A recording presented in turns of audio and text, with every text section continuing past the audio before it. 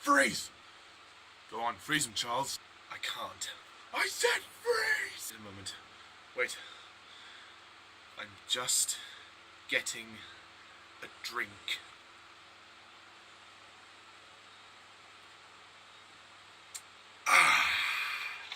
Alright. You've had your drink. Now, I want you... I know.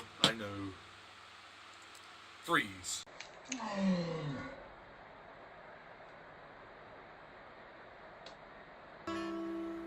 If I could save time in a bottle, the first thing that I'd like to do.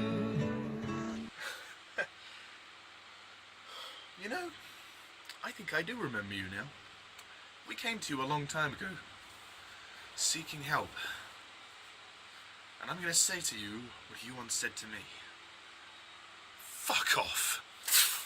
Sit here, you piece of shit! I'm gonna fucking kill you! I can read minds.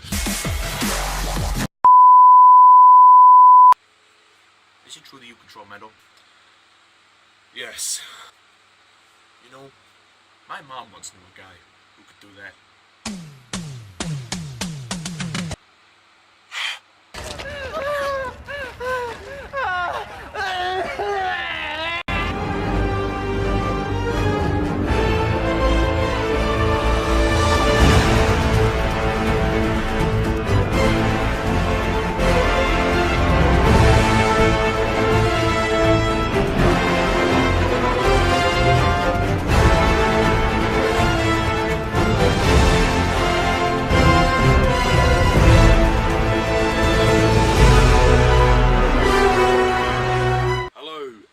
X-Men fans, and welcome to my review of X-Men Days of Future Past, the 7th film in the X-Men series.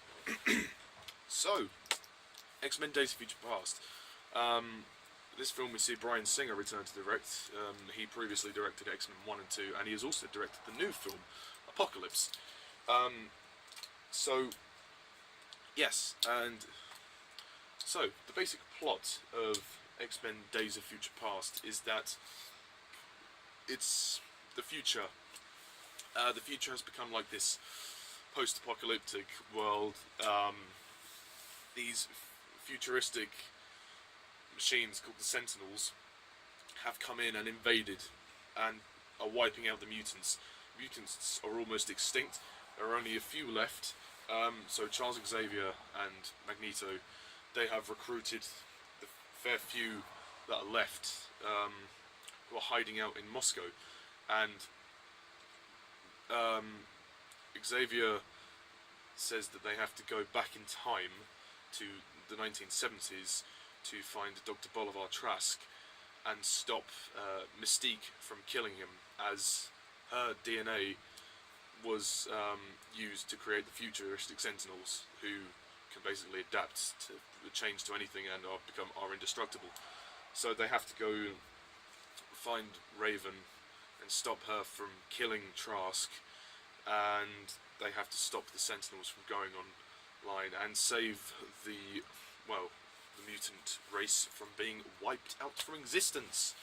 And that's pretty much the basic plot of X-Men Days of Future Past. Now, Days of Future Past, how is this one? Well, it's very interesting, I'll say, because this is the film that connects all of the X-Men films together, but then completely strips them apart. This movie introduces the concept of time travel, which is quite a stretch for this sort of film series, but it actually works really well.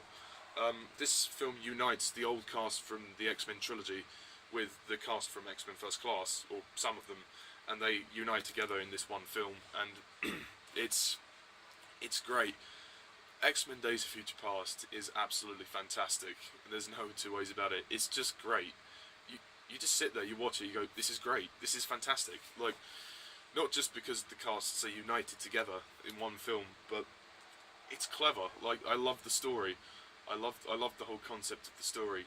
How it centers around Mystique and trying to incorporate her blood, her DNA for the development of the Sentinels. And I love the concept of the Sentinels. I know they were featured in the comics and the cartoons quite a lot. And I used to watch X-Men Evolution, the cartoons. They were good. And that's a very interesting concept. I love the science of it all. It was very, very well explained, I think. I mean, considering that this film introduces time travel, it actually does feel very coherent. I mean, as a fan of, you have to watch the other films first, though. You can't just jump into this because you'll be very confused. It can get confusing at times, but it's not too bad if you followed the films from the first one to now. It's you know, it just means the continuity might get a bit confusing, but it's clever. I think the plot is really clever, and you know, the fact that they have to go and stop Trask, who's the main villain here. Well, let's talk about the cast, actually. I mean, so many people are in this film. It's unbelievable. I mean, you have Hugh Jackman returning as Wolverine again. He is the one that's sent back in time because he's the only one who can physically make the trip. Because Kitty can somehow send people back in time, and she could send people back a short amount of time, but for a few decades it would take a lot, and Wolverine is the only one who can sort of repair himself from that. So Wolverine goes back in time, has to meet Charles and discuss with him. It's interesting seeing some old characters interact with some new characters. Well, as in young and old versions of the characters. Sorry, if that makes sense. I just love the feel of this film. There's just so much tension throughout this entire film that it's not just one guy they have to defeat. Trask is just one piece of the puzzle. These Sentinels are fucking indestructible. I mean, this movie's epic. It's the most epic of the X-Men films. Well, Apocalypse is pretty epic, but I'll review that shortly. I just love the ongoing tension you have with this film. That the time is of the essence, quite literally, and there's very little that they can do to really stop this, apart from, you know, it all comes down to that one moment in that one time period where Mystique has to make that choice of, you know, to kill Trask or not. So it's very tense, but there's also quite fun. You know, there's a lot of funness to it as well, and it's nice to see the other characters. I mean, Hugh Jackman's at the forefront, but you've also got the cast from X-Men First Class, or some of them anyway. You have James McAvoy and Michael Fassbender return. Again, they are brilliant.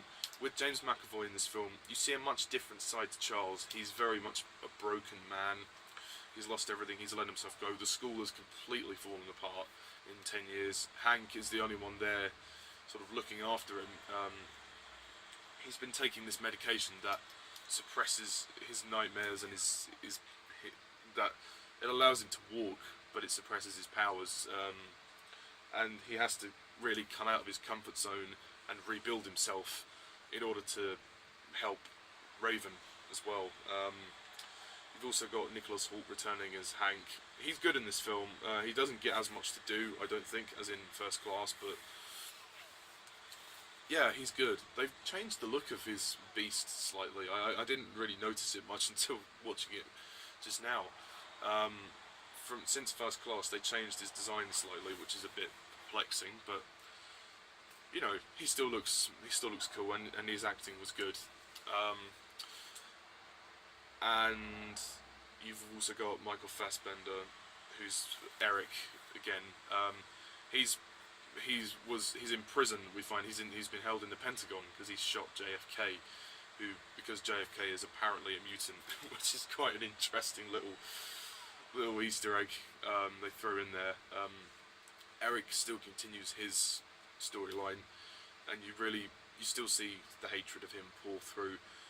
He's not focused on as much as in X-Men First Class, but yeah, you still see where he's coming from, and the ending where he gives that speech is bloody amazing, and I'll talk about that later on. Other characters, those are sort of the main ones. Well, you have Jennifer Lawrence back as Mystique. She's again brilliant. The film sort of centres around her really, as you know, the whole reason is because they need her DNA for the Sentinels, and it's her storyline. You know, she's gone rogue. She's become a bit more rebellious. She's not the same character as you saw in X-Men First Class. She's rebelled, and she's taking charge, and she wants to wipe out Trask because he's murdered a lot of the old mutants from First Class, like Azazel, Angel, Banshee. They're all dead, which is a nice little. That was very dramatic, actually. Having to say, it's nice how they tell the story here. Very, very good. So that's her emotional sort of core. That's the emotional punch for her. You know, that really was the thing that set her on the edge to go and kill Trask. Speaking of which, Bolivar Trask, played by Peter Dinklage, is a new character. He's a pretty good villain, actually. He doesn't do much as I thought he would do.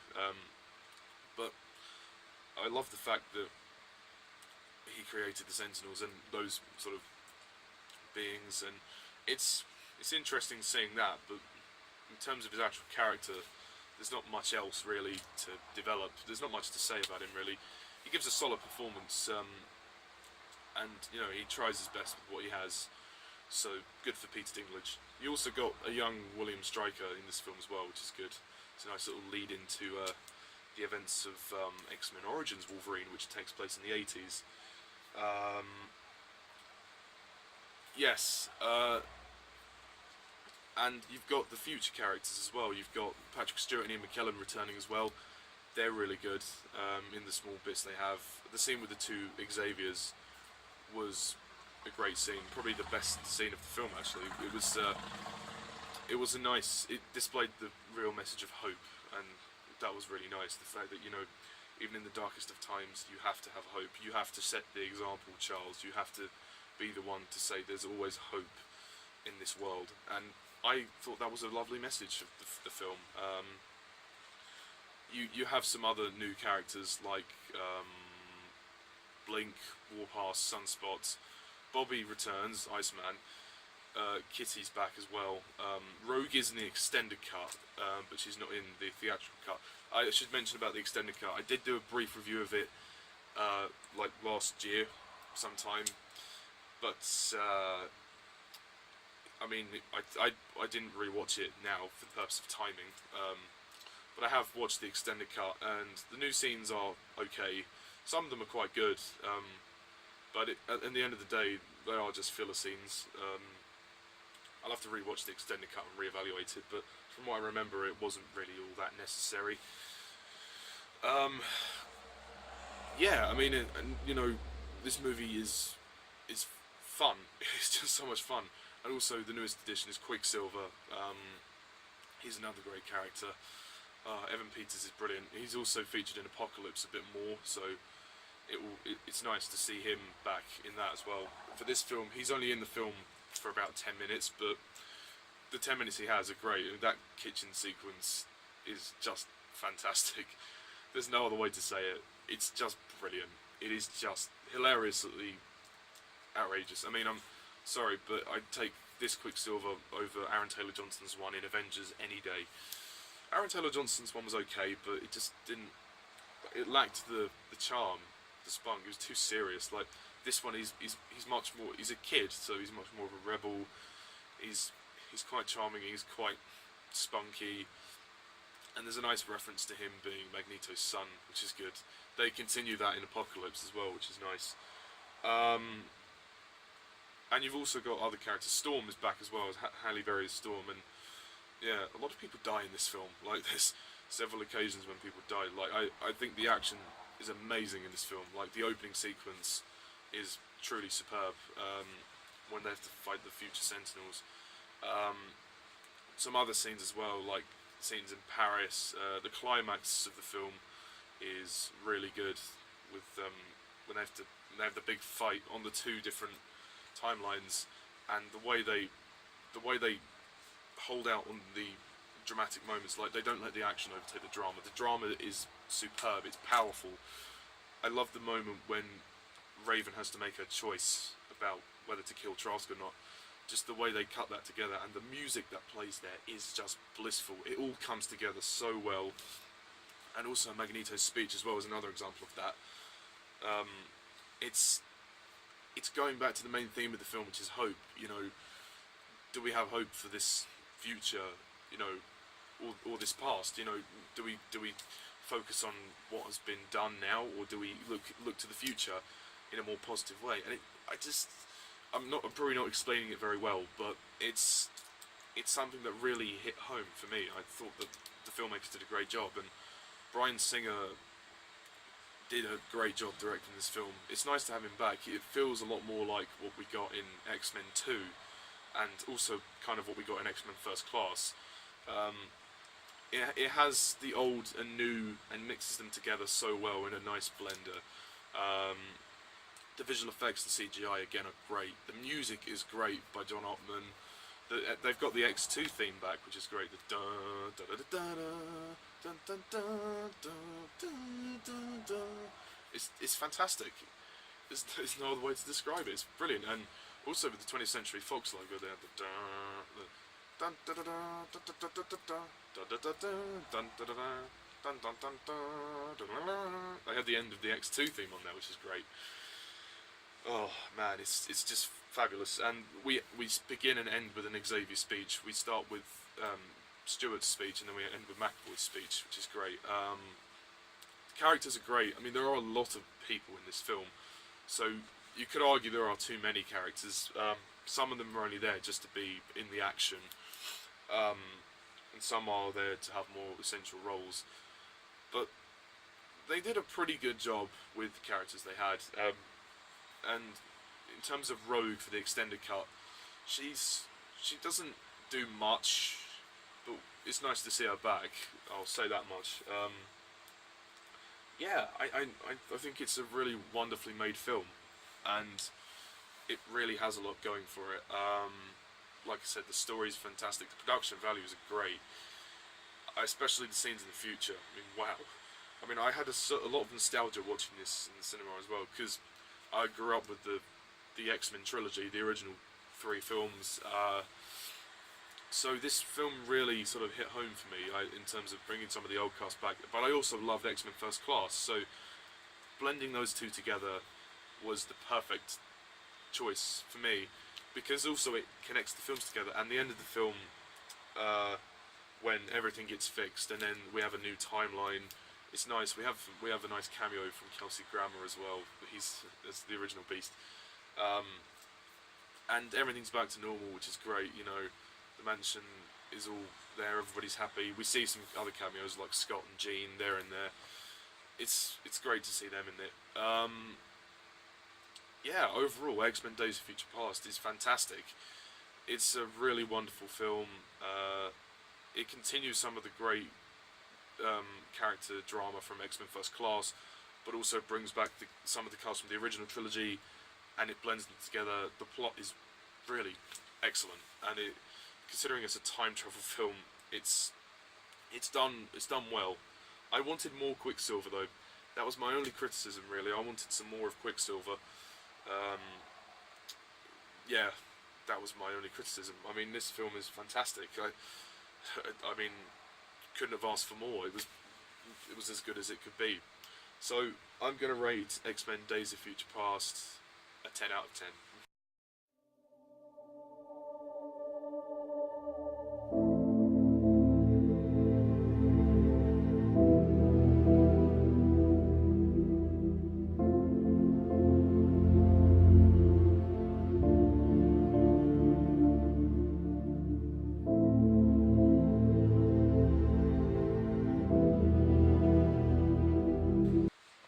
Yes, it's fantastic.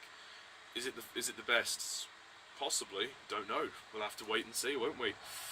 But yeah, it's up there. It's definitely up there. In terms of other things, just very briefly. Yeah, no, that's probably it.